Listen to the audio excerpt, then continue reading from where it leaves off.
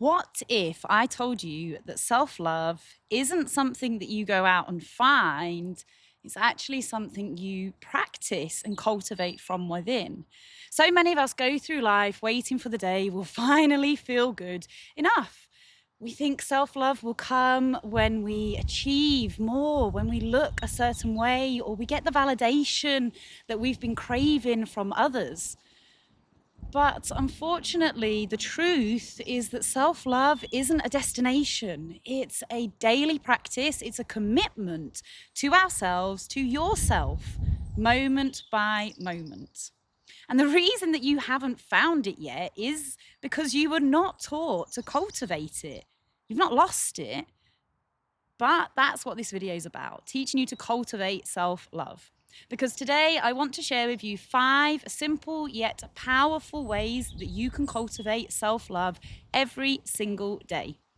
And these aren't just feel-good ideas, they are practices that rewire your mind, heal your inner wounds, and help you embody the worthiness that has always been yours. Are you ready to begin? So, number 1, we need to start speaking to ourselves like we would someone we love, intentionally. Think about someone that you love deeply. Maybe it's a close friend, a child, or even a pet. And if they were struggling, would you criticize them? Would you tell them they're not good enough or they're being silly? Of course not. You'd comfort them, you'd remind them of their worth, and you would hold space for their struggles. And that's what you have to do for yourself. So ask yourself, why do you deserve any less? Start cultivating the practice of speaking to yourself like you would a friend, because the way you speak to yourself becomes the foundation of your self-image. If you constantly tell yourself you're not smart enough, not attractive enough, or not successful enough, those words become your reality. But when you shift your inner dialogue, when you replace that self-criticism with self-compassion, everything changes. And that's what we're looking for here. Small things that we can do to change. So today, maybe catch yourself every time a negative thought arises. Ask yourself, would I say this to someone I love? And if not, change the narrative. Say, I am learning, I am growing, I am enough. That's number 1. Number 2, we need to be able to set boundaries without guilt, without fear. One of the biggest acts of self-love is setting boundaries. Many of us struggle with this because we've been taught that putting ourselves first is selfish, that we have to please others. But let's just reframe that. Boundaries are not walls that keep people out. They're actually gates that protect our energy, our peace, and our well-being in order to let people in. That's a big difference. Every time that you say yes when you actually really mean no, you are abandoning yourself. And the more you abandon yourself, the more disconnected you will feel from others. So today, I want you to practice something very, very simple. Just pause before responding. Before you agree to something, ask yourself, does this align with my needs and my energy in this moment? And if the answer is no, honor that. You deserve relationships and environments that respect your limits. That's just the truth. We all deserve that. Number 3, you're going to nourish your mind and your body. Self-love isn't just about what you think, it's about how we treat ourselves. That's what it's truly about. It's about our body and our mind being sacred and knowing that what we consume, both physically and mentally, will shape the way we feel about ourselves. It's about recognizing what it is to have a human experience. So ask yourself, are you feeding your mind with negativity? Are you doom scrolling, falling into comparison and self-doubt? Or are you surrounding yourself with inspiration, growth, and empowerment? Similarly, are you nourishing your body with movement, with rest, and with life-giving foods and care? Or are you pushing it to exhaustion and filling it with things that drain your energy? Every time you make a choice that honors your well-being, you are reinforcing self-love. And it's these small choices repeated daily that become your new normal. And suddenly self-love becomes normal. Number 4, we're going to release the need for perfection. Oh, such a difficult one. I know. So many of us withhold self-love because we think we're not there yet.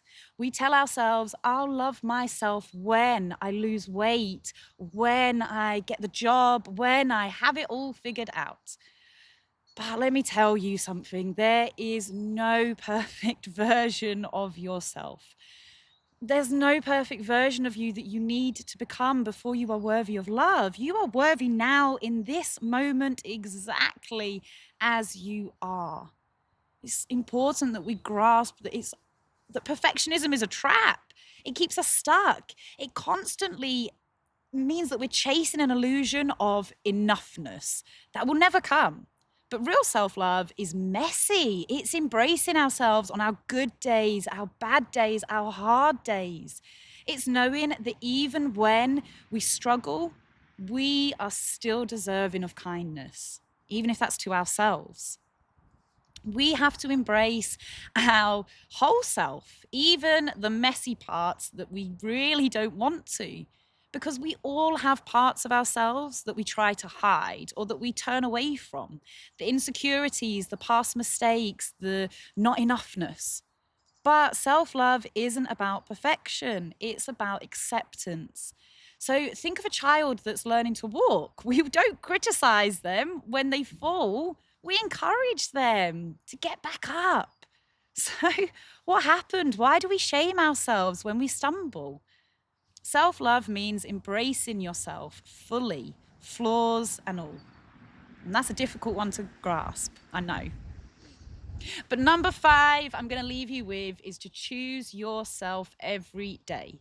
At the core of self-love is a decision to put yourself or to choose yourself again and again. And this is not about being selfish or disregarding others. It's actually the complete opposite. It's about recognizing that when you are whole, when you are grounded in your own worth, you show up better for everyone around you. It benefits everybody else around you. You know, we can honor our bodies. Our body is our home, so we can live our entire life in this vessel. Yet we treat it like it's our enemy instead of our ally. Self-love isn't about looking a certain way, it's about feeling a certain way. So how can you honor your body today? Maybe it's through movement, through rest, through nourishing food, or even just some gratitude. Try placing your hands on your heart and saying, thank you for carrying me through this life. Notice what shifts. There's so much that we can do to help cultivate self-love, but we must be the ones to take that inspired action towards our own joy. Self-love isn't just a mindset, it's a practice. It's the little choices that we make each day that show ourselves that we matter. So think, what's one thing that you can do today that brings you joy? Maybe it's dancing in your kitchen. Maybe it's reading a book you love, or simply taking a deep breath and reminding yourself that you are enough right now, exactly as you are. Self-love is not a destination, it's a practice.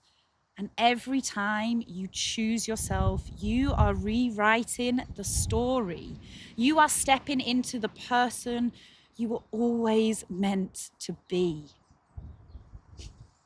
So tell me in the comments, what's one way you're going to practice self-love today? Pop it in the comments below. And let's start inspiring each other to keep choosing ourselves so that we can show up in our wholeness in our community. Thank you for watching today. If you've enjoyed it, don't forget to like, subscribe, comment, or share with someone who maybe needs to hear this message.